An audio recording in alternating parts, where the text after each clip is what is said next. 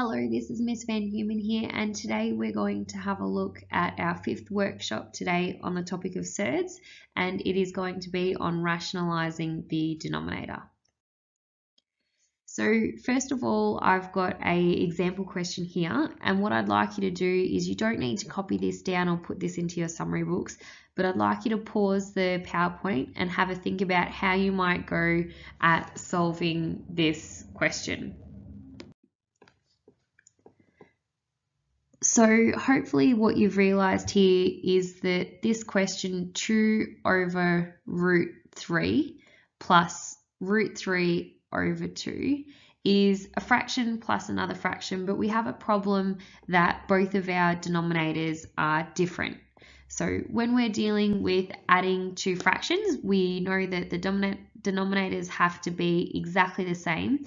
So what you should have been looking for was to multiply each fraction by a number to make the denominators the same. So the first fraction we're going to times by 2, and the second fraction we need to times by root 3. Evaluating this, 2 times 2 gives us 4 over 2 root 3 plus root 3 times root 3 is 3 over 2 times root 3, which is 2 root 3. Now we've created equivalent fractions with the same denominator. We can simply add the numerators. So 4 plus 3 is 7 over 2 root 3. Now for the topic of surds, this expression 7 over 2 root 3 is a little bit untidy because we have this root 3 down the bottom here.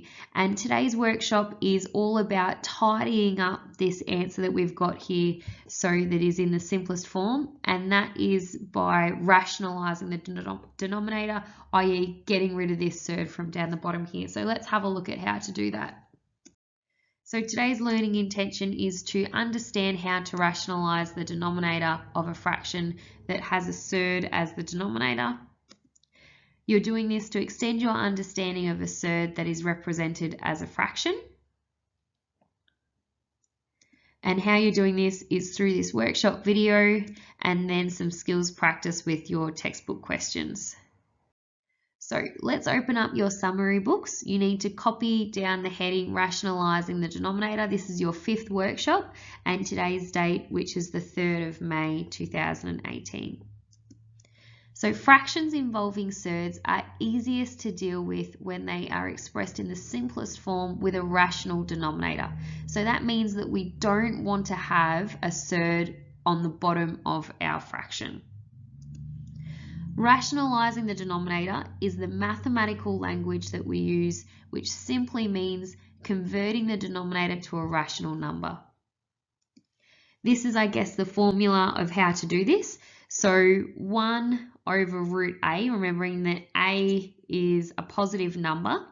To get rid of this root a down the bottom here, what we multiply it by is itself. So we times that surd by itself, because we know that a surd times itself is just whatever the number is underneath it, and that gets rid of the surd down the bottom. And whatever we do to the bottom of a fraction, we also need to times by the top. But what we're looking to do is remove that surd from the bottom, which we have done here, and it now sits up the top. So this will make more sense when we have a look at an example on the next slide. Example 1. Express 4 over root 2 with a rational denominator. So please pause this video and copy this example into your summary book. So let's have a look at what the question is actually asking us to do. It's asking us to express 4 over root 2 with a rational denominator. And that means we want a rational number down the bottom here. So we want to get rid of this surd. We just learnt that on the previous slide that we get rid of this surd down the bottom here by multiplying the top and the bottom of the fraction by that surd that's down the bottom, just that surd. So let's evaluate this. Root 2 over root 2 is simply 2. And that is a rational number, a positive whole number. And then we multiply 4 times root 2 is 4 root 2.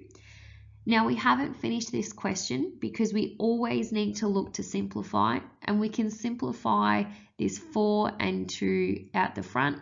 4 divided by 2 is 2 root 2, and that's your final answer.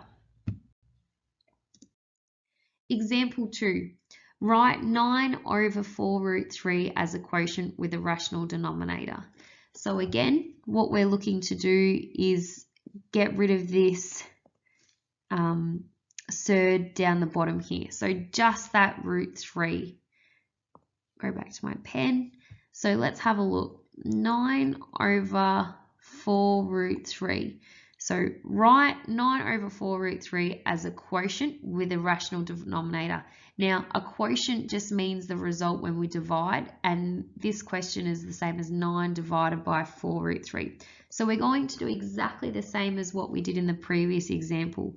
We're going to multiply the top and bottom of this fraction, because whatever we do to the bottom, we do to the top, by only the surd. We don't need to times it by 4 root 3. We only need to times it by whatever surd is on the bottom here.